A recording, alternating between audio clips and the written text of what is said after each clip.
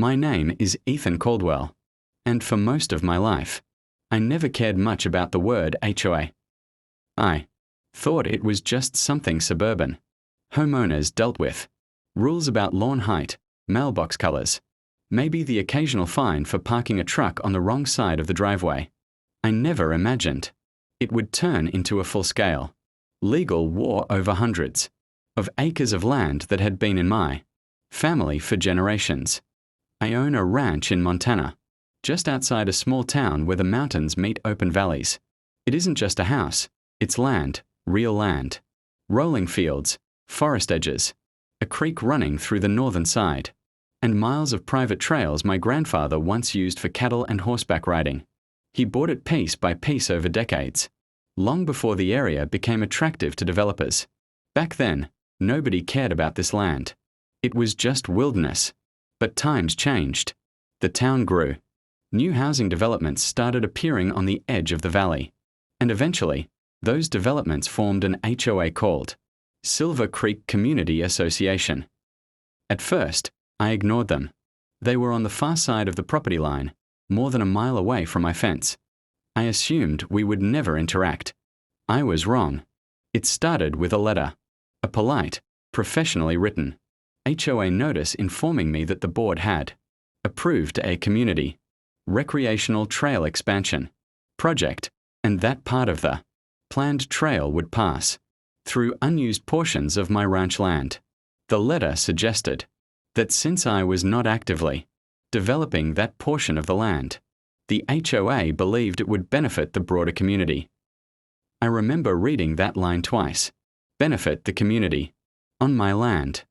I folded the letter and called the number listed at the bottom. A woman answered, calm, confident, rehearsed. This is the Silver Creek HOA office. Yes, I said. I received your notice about a trail crossing my property. That's not going to happen. There was a pause. Then she replied, Sir, the board has already voted. That doesn't matter. You don't own my land. Another pause. Slightly colder now. The trail is part of a community wellness initiative. It promotes walking access and environmental appreciation.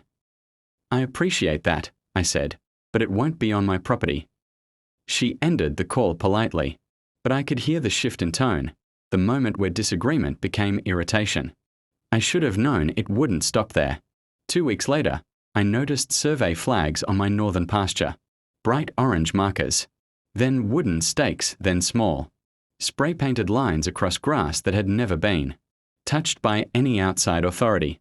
I rode out on horseback to check it myself, and that's when I saw them. A group of surveyors walking my land, not asking, not notifying, just working. I approached slowly, letting my horse step through the tall grass point. One of them noticed me and raised a hand. Hey there, he called casually. We are mapping the trail corridor. This is private property. Said. He glanced at his clipboard. We were hired by the HOA. That doesn't give you permission. He looked slightly uncomfortable but didn't stop working. That was the first real moment I understood what I was dealing with. This wasn't confusion. It was assumption.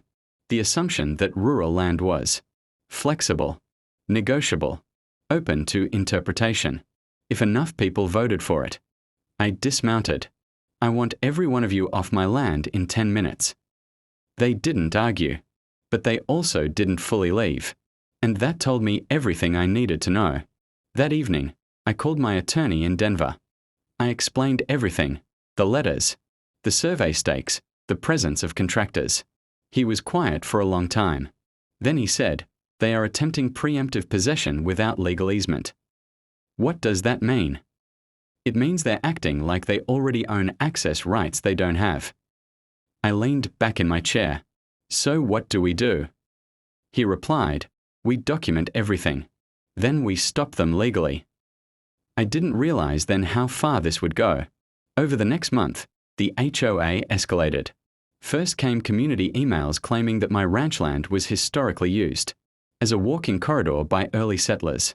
Then flyers appeared in neighborhood mailboxes showing a map with a dotted green line cutting directly through my property. They even named it the Silver Creek Heritage Trail. My land had a new name now, without my permission.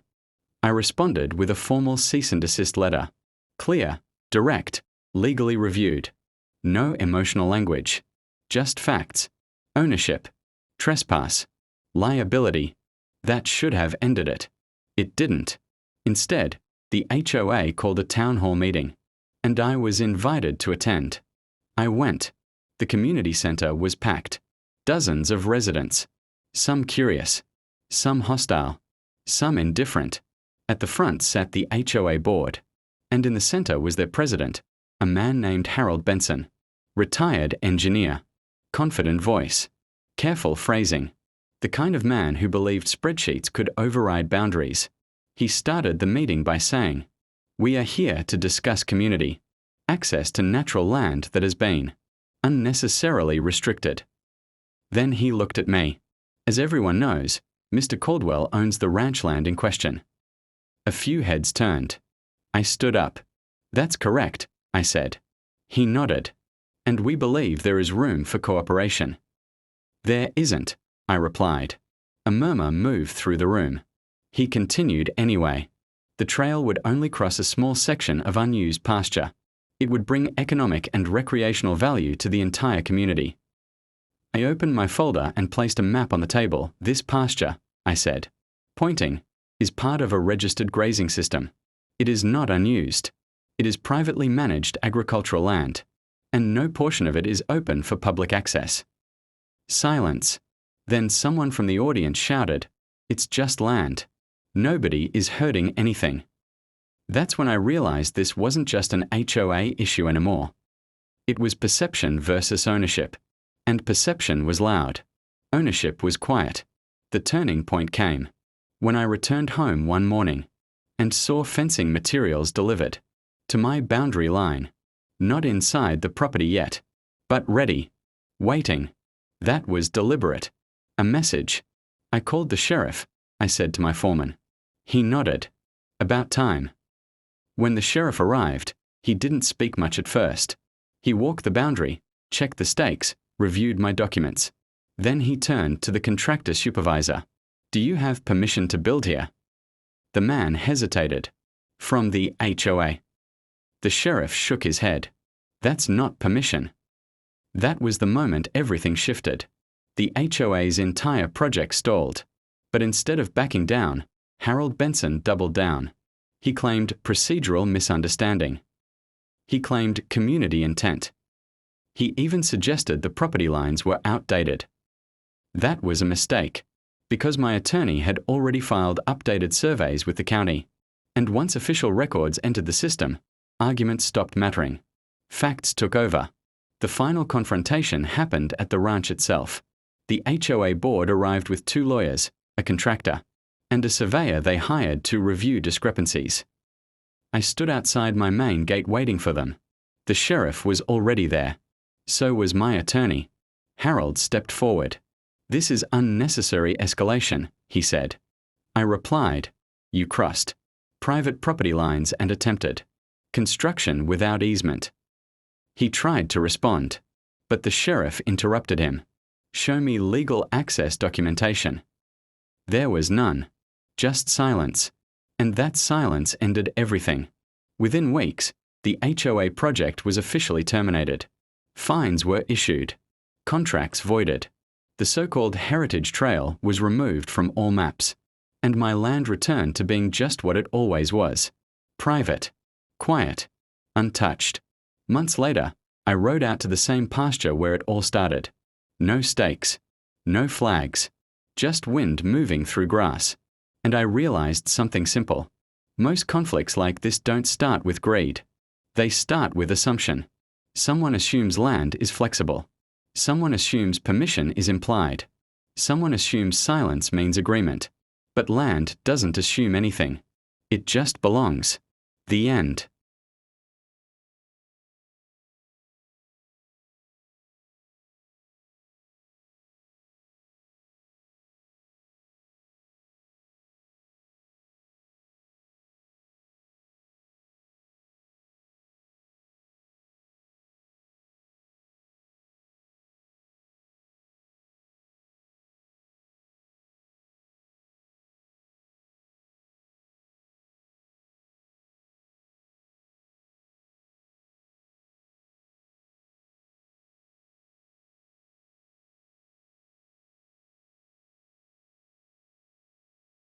Story.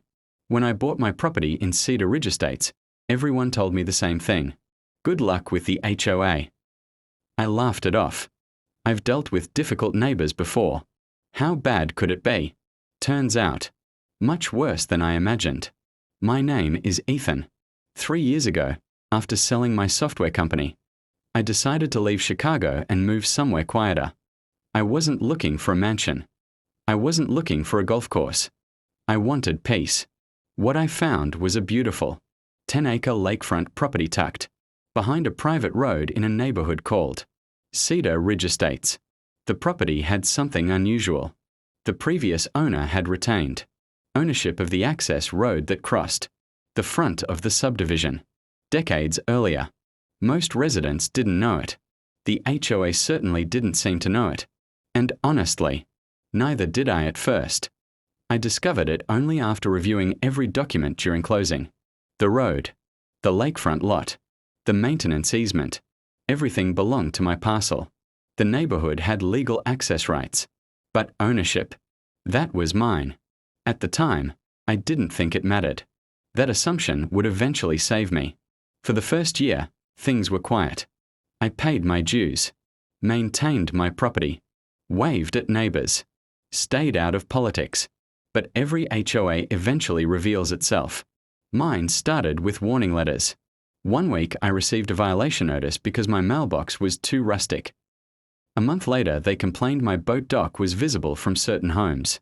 Then came another letter regarding the color of my garage door. The garage door. A garage door nobody could even see from the street. I attended a board meeting. Big mistake. The HOA president, Richard Benson, was exactly the type of person you'd imagine. Retired, power-hungry, loved hearing himself talk. Every sentence sounded like he was addressing Congress. When I politely questioned a new landscaping rule, he smiled and said, "Mr. Carter, community standards are what preserve property values." Translation. Do what we say. Things escalated over the next year. The HOA began spending money like crazy. New signs, new decorations, new consulting contracts. Nobody seemed to know where the money was going. Every meeting turned into arguments. Meanwhile, I mostly ignored them. Until one Friday afternoon, the day everything changed. I had spent the week in Denver meeting investors. My flight landed around 4. I drove straight home. As I turned onto the private access road leading to my property, I thought I was lost. Cars, trucks, trailers, generators, tents, hundreds of people, music blasting across the lake, children running everywhere, food vendors, bounce houses. At first, I honestly believed some emergency event was happening.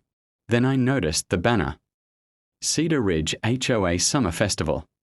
My stomach dropped. The entire festival was set up on my land. Not the common area. Not HOA property. My land.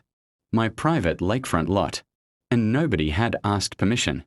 I parked and walked toward the crowd. A volunteer stopped me. "Sir, event parking is on the north side." I stared at him. "This is my property." He laughed. Actually laughed. Then pointed toward the lake. "Nice try." I wish I were joking. I found Richard near the main tent. He was shaking hands and acting like a mayor during campaign season. "Richard." He turned. "Oh, Ethan." I pointed around me. "What exactly is this?" "The annual community festival." "On my property." His smile faded. "Technically, this area benefits the community." I blinked. "What does that even mean?" He crossed his arms. "The board voted." "The board voted." "Yes." "You voted to use land you don't own." A few nearby people stopped talking. Richard realized where the conversation was heading. His tone changed immediately. "Ethan, this isn't the time." "No, I think it is." What happened next still amazes me. Richard actually told me that because their property was important to neighborhood culture, the HOA had authority to utilize it. authority, over private property, without permission, without compensation, without notice, just because they wanted to. I asked one question. Do you have that in writing? He didn't answer. Because he couldn't. I walked back to my truck, opened the glove compartment, pulled out a copy of my property survey. Then I called my attorney. 5 minutes later, he confirmed what I already knew. The HOA had absolutely no right to be there. None. Zero. Not even close. Then he said something I'll never forget. Ethan, how much trouble do you want to cause? I looked across the festival, at the food trucks, the generators, the equipment, the hundreds of visitors, and Richard smiling for photographs. Then I replied, all of it. The next hour became legendary in Cedar Ridge. My attorney contacted the county, a towing company, and the HOA's insurance carrier.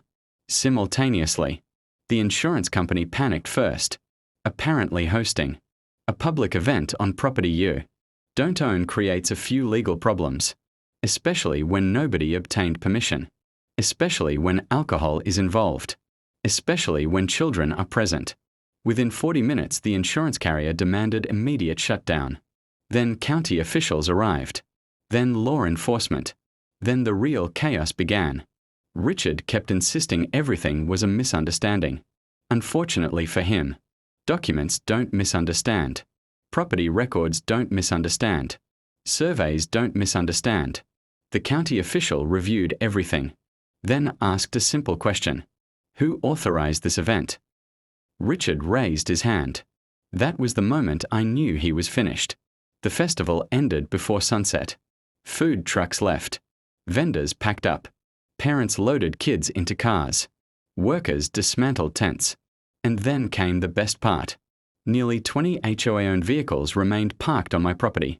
Board members, committee members, maintenance staff. Everyone assumed they'd leave whenever convenient. Not this time. The towing company arrived first. The expressions on their faces were priceless. One board member actually screamed. Another threatened to sue me. A third claimed they were being harassed. Meanwhile, the tow operators quietly hooked vehicle after vehicle, completely legally, because they were parked on private property without permission. Exactly the same rules the HOA loved enforcing against everyone else. Funny how that works. But the story wasn't over. Not even close.